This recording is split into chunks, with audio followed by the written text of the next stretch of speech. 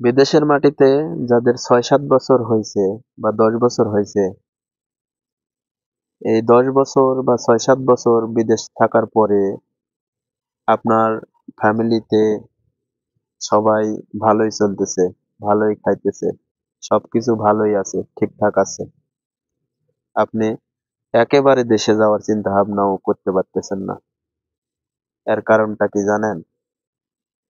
এর কারণটা হলো, আপনি যখন দেশে যাওয়ার নামটা মুখে নিবেন, তখন আপনার ফ্যামিলি আপনাকে বলবে, এত তাড়াতাড়ি আসার দরকার নাই, দেশে আসে কি করবি, কিভাবে সংসার চলবে, এই যে নানান কথাবার্তা কিন্তু তার ফ্যামিলি একটা প্রবাসীকে বলে।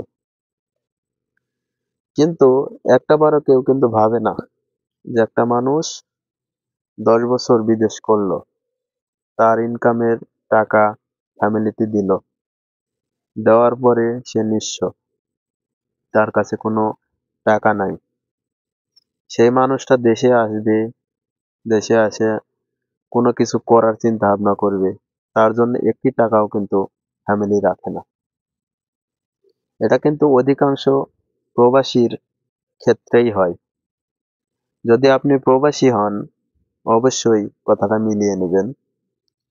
যারা আমরা প্রবাসী আছি, অবশ্যই আমাদের পরিকল্পনা করে চলা উচিত।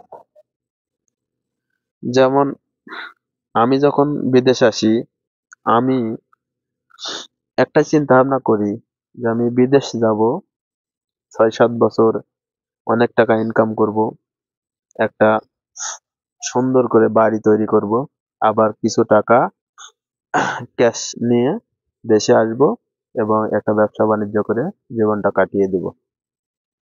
কিন্তু একজন প্রবাসী ৬-৭ বছর, ৮ বছর, ১০ বছর বিদেশ থাকার পরে তার ফ্যামিলি খরচ বহন করতে এবং একটা সুন্দর স্বপ্নের বাড়ি বাড়ি তৈরি করতে সব পুঁজি কিন্তু শেষ হয়ে যায়। কিছু কিছু ক্ষেত্রে দেখা যায় সেই প্রবাসী তার স্বপ্নের তৈরি করা বাড়িটাও কিন্তু পায় না। তার ভাই, না হলে বোন, যে কোনো কেউ দখল করে নিয়েছে, সে কিন্তু পাচ্ছে না। এরকমটাও হয় অধিকাংশ ক্ষেত্রে। তো প্রতিটা ফ্যামিলির একটা জিনিস মাথায় রাখা উচিত, যে একটা প্রবাসী যখন পরিবারের দায়িত্ব নিয়ে যখন 10টা বছর বাইরে থাকে, সে প্রবাসী যখন দেশে আসার চিন্তা ভাবনা করে দেশে আসে, সে প্রবাসীর দায়িত্ব কিন্তু ওই পরিবারটার নেওয়া উচিত। এটা আমি মনে করি। প্রতিটা প্রবাসী ওই জন্যে অবশ্যই নিজের শরীরকে ভালোভাবে দেখে রেখে কাজ করে টাকা দেশে পাঠানো উচিত।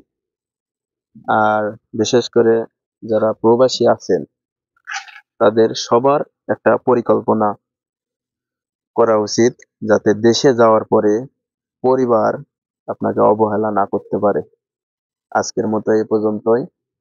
যাদের সাথে আমার কথাগুলো মিলে যাবে, তারা অবশ্যই কমেন্ট করে জানাবেন। আমিও একজন ব্যর্থ প্রবাসী, আপনিও কি ব্যর্থ প্রবাসী কিনা অবশ্যই জানাবেন। আজকের মতো এই পর্যন্তই। আল্লাহ হাফেজ।